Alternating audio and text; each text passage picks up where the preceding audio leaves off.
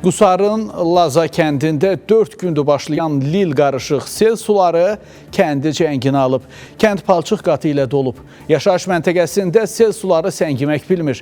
Hazırda orada vəziyyət necədir? Ən son məlumatları əməkdaşımız Emin Vaqifoğlu'ndan eşidəcəyik.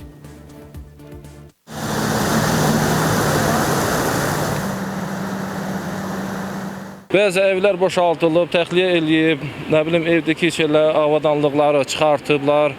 Bu dəqiqə hal-hazırda kənddə bir neçə evdə yaşayış yoxdur. Lazada şəlalədən gələn palçıq axını çay sularına qarışmaqla kəndin mərkəzini əhatəyə alıb. Gecə saatlarında lil qatı artaraq sürətlə fərdi yaşayış evlərinə və təsərrüfat sahələrinə doğru irəliyib.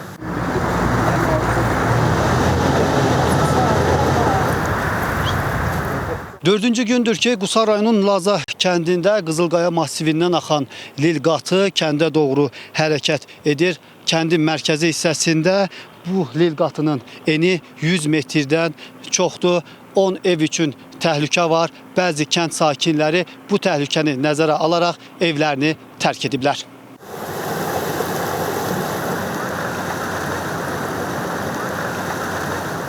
Dünən axşamdan çox güclü gəldiyinə görə kənddə bir neçə evləri su basıb, çörək pişirən yeri bekarla, mağazin zat heç nə qalmıyor.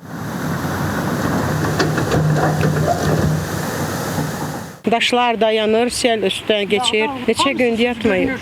Çox təhlükəlidir. Balaca beşikdəki uşaq kimin qapısını aparacaq?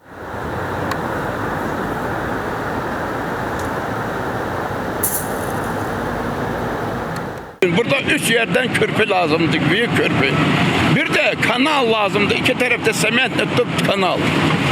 Altta iki tarafta 10 eni, 5 de 6 tane deri kanal sementle. Əraziyə aidiyyatı qurumların da əməkdaşları baxış keçirib. Suyun məcrasının istiqamətləndirilməsi məqsədi ilə ağır texnikalar işə başlayıb. Texnikalar vasitəsilə çayda biz deməli, çay məcrasının təmizlənməsi, yəni istiqamətləndirilməsi, gələn palçıq axınının evlərdən kənarlaşdırılması üçün və bəndlərin qurulması istiqamətdə işlər görmüşük.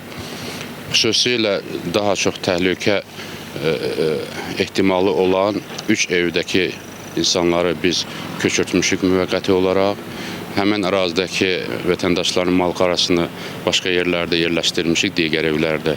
Son günlər Şahdağa yağan qarın isti hava şəraitinin təsirindən sürətlə əriməsi torpağın üst qatını yuyaraq qurunt sularının yaranmasına səbəb olub və bu hal baş vermiş hadisənin səbəblərindən biri kimi ehtimal edilir. Emin Vaqifoğlu, Diana Cəlali, Space Xəbəri, Qusar.